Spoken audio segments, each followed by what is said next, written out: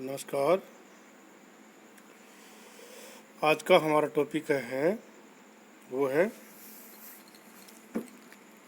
BCom part third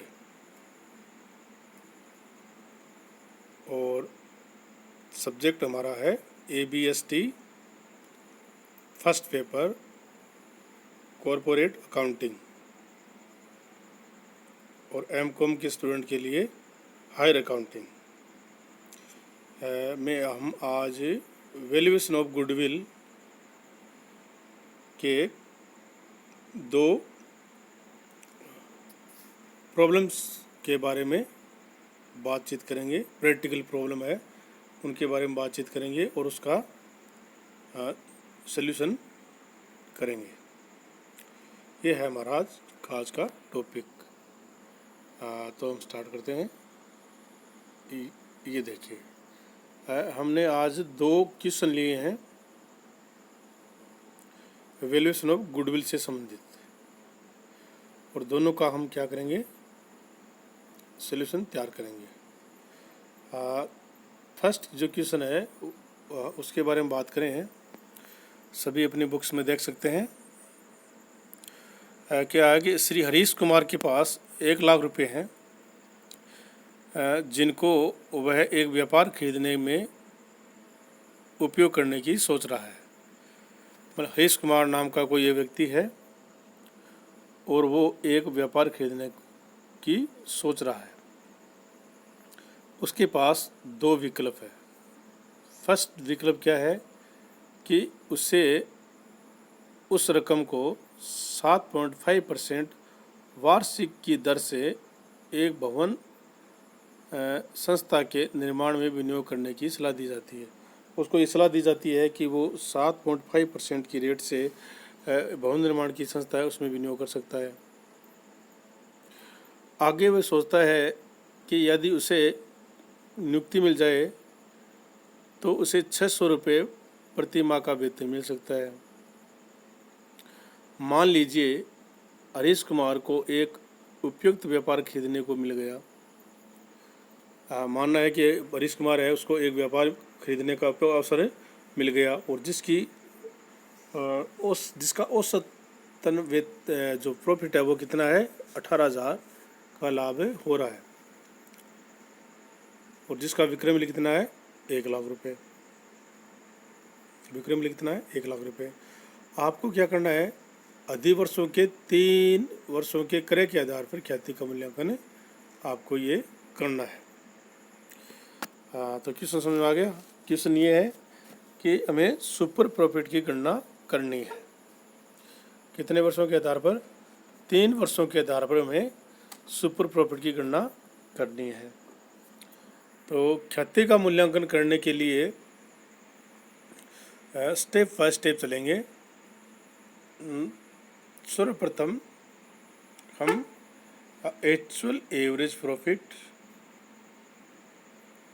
या adjusted profit की गणना करेंगे। एडजस्टेड प्रॉफिट आएगा, उसके बाद में हम एक्चुअल एवरेज प्रॉफिट ज्ञात करेंगे और एक्चुअल एवरेज प्रॉफिट में से नॉर्मल प्रॉफिट का अमाउंट लेस करेंगे तो सुपर प्रॉफिट का अमाउंट हमें ज्ञात हो जाएगा और सुपर प्रॉफिट के 3 गुना के आधार पर हम ख्याति का मूल्यांकन कर सकते हैं। तो स्टार्ट करते हैं। Question number 3, calculation of super profit. अब क्वेश्चन में क्या है कि हमें एक्चुअल प्रॉफिट दिया हुआ है और एक्चुअल प्रॉफिट कितना है, 18,000 रुपये का औसतन उसको लाभ हो रहा है। तो ये हो गया हमारा एक्चुअल प्रॉफिट। अब हमें एक्चुअल प्रॉफिट से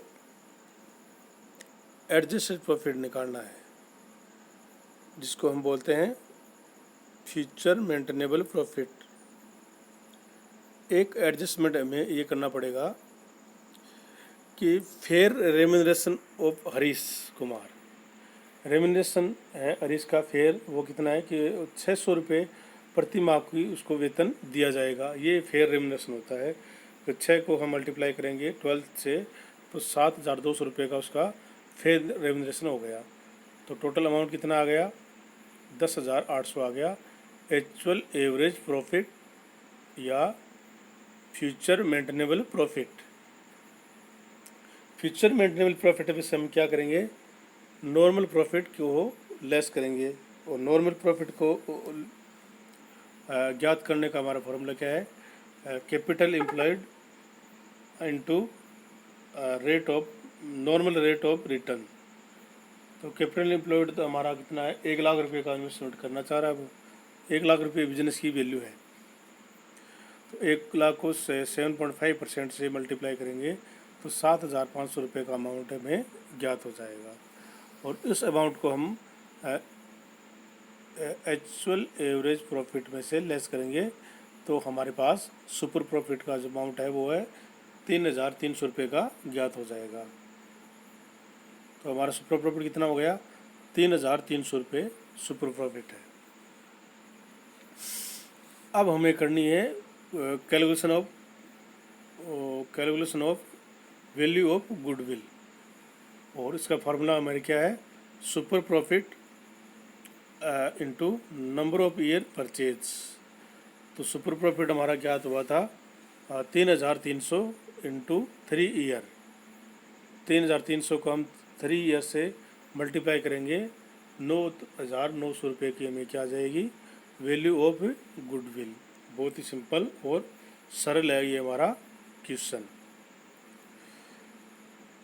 तो इस प्रकार हम गुडविल का मूल्यांकन बहुत आसानी से कर सकते हैं। इसके लिए ज़रूरी है कि आपको स्टेप बाय स्टेप प्रोसेस ज्ञात हो। अगर आपको एक्चुअल एवरेज प्रॉफिट ज्ञात करना आता है, नॉर्मल प्रॉफिट जिसके लिए कैपिटल एम्प्लॉयड या एवरेज कैपिटल एम्प्लॉयड ज्ञात करना होता है, ये आप आसानी से कर सकते हो, तो गुडविल का मूल्यांकन भी आसानी से कर सकते हैं। अब हम चलते हैं हमारे सेकंड क्वेश्चन की तरफ।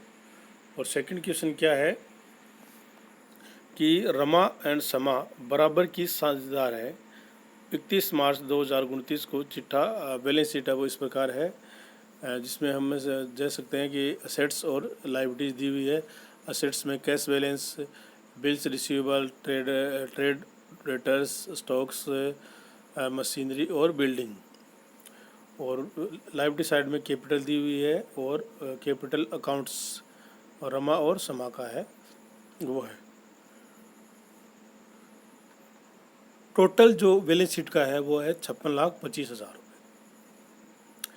आगे क्या दिया हुआ है, आगे दिया हुआ है कि मशीन व भवन को छोड़कर संपत्तियों का मूल्य उनके पुस्तक मूल्य के बराबर है। दो है उनका मूल्य, उनको छोड़कर, एक तो मशीन और भवन को छोड़कर सभी जो संपत्तियां हैं उनका मूल्य यह है वो है पुस्तक मूल्य के बराबर है। और इनका वर्तमान मूल्यांकन क्रमशः 23,62,500 और 18,25,000 है। 23,62,500 तो मशीन का वैल्यू और भवन की है 18,25,000। पिछले 5 वर्षों के लाभों का औसत है वो 7 लाख रुपए। कितना है, 7 लाख रुपए। आपको 5 वर्षों का औसत निकाल के दे दिया है। सामान्य प्रत्याय की दर वर्ष के अंत की पूंजी का 10%। वर्ष की अंत की जो पूंजी है उसके 10% के बराबर हम सामान्य नॉर्मल प्रॉफिट हमारा ज्ञात हो जाएगा। और जो डेप्रिसिएशन की दर है वो 15% और भवन पर 10%। मशीन की है वो 15% है और भवन की है वो 10% है। साझेदार अपने व्यवसाय को बेचना चाहता है। साझेदार वो अपने व्यवसाय को क्या करना चाहते हैं, बेचना चाहते हैं। वो आपसे क्या चाहते हैं कि उचित विक्रय मूल्य के बारे में सलाह मांगते हैं। वो आपसे सलाह मांगते हैं कि इस बिजनेस की में उचित कितना मूल्य है वो रखना चाहिए। तो क्या करना पड़ेगा, ख्याति का मूल्यांकन अधिलाभों के 5 वर्ष के क्रय के आधार पर हमें ख्याति का मूल्यांकन करना है। किसके मूल्य में, सुपर प्रॉफिट के 5 वर्ष के आधार पर ख्याति का मूल्यांकन में करना है। तो स्टार्ट करते हैं हमारा question. Calculation of capital employed. Super profit निकालने के लिए ज़रूरी है कि हमें कैपिटल एम्प्लॉयड का अमाउंट ज्ञात हो। क्वेश्चन को हम देखें तो टोटल असेट्स मशीन और बिल्डिंग को छोड़कर बिल्डिंग के मूल्य को सम्मिलित करते हुए हमारा कितना आ रहा है, देखिए 56,25,000 रुपये। कितना आ रहा है, 56,25,000 रुपये ये टोटल है असेट साइड का। अब हम बात करें तो मशीन और भवन का मूल्य बढ़ गया है। क्या गया है, बढ़ गया है। कितना कितना मूल्य बढ़ा, इसकी हमने कैलकुलेशन कर रखी है। तो देखिए ये है इंक्रीज इन मशीन। मशीन में इंक्रीज कितना हुआ, 23,62,500 रुपये का जो नया वैल्यू है, और पहले उसकी वैल्यू थी 21,87,500। तो इस प्रकार 1,75,000 रुपये का मूल्य बढ़ गया है मशीन का। और बिल्डिंग की बात करें तो बिल्डिंग का जो नया मूल्य है वो है 18,25,000 रुपये, और जो पुराने मूल्य था वो क्या था, 13,75,000। तो ये कितनी बढ़ गई है, 4,50,000। 1,75,000 और 4,50,000 का अमाउंट ऐड करें तो आता है 6,25,000। क्या आता है, 6,25,000। तो हम दोनों को साथ ही कर दिया है, साथ दोनों को जोड़कर हमने क्या लिखा है, add increase in the value of machine and building. Machine and building में इंक्रीज का जो वैल्यू है वो कितनी है, 6,25,000। इस प्रकार हमारा टोटल है वो कितना आ गया, 62,50,000 का हो गया है। 62,50,000 में से हमारे दायित्व कितने वो लेस करेंगे। इसमें क्रेडिटर्स का अमाउंट है वो कितना दिया हुआ है, 7,50,000 का दिया है। तो हम इसमें से क्या करेंगे, लेस क्रेडिटर्स का अमाउंट कटा दिए 7,50,000 का।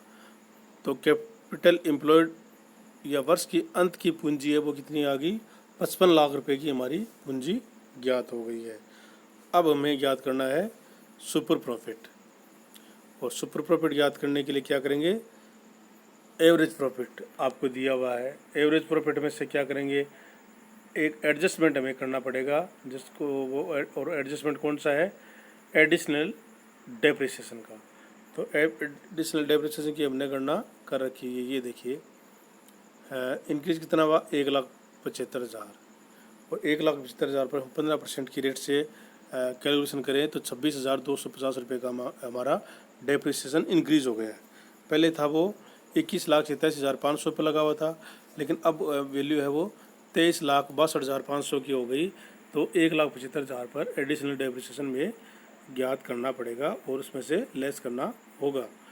नेक्स्ट है बिल्डिंग, वो कितनी इंक्रीज़ हो गई, 4,50,000, और रेट कितनी है, 10%। तो टोटल कितना हो गया, 45,000 रुपये का अमाउंट में एडिशनल डेप्रिसिएशन वो बिल्डिंग का हो गया। टोटल अमाउंट हम ज्ञात करें तो 71,250 का है। ये 71,250 का है।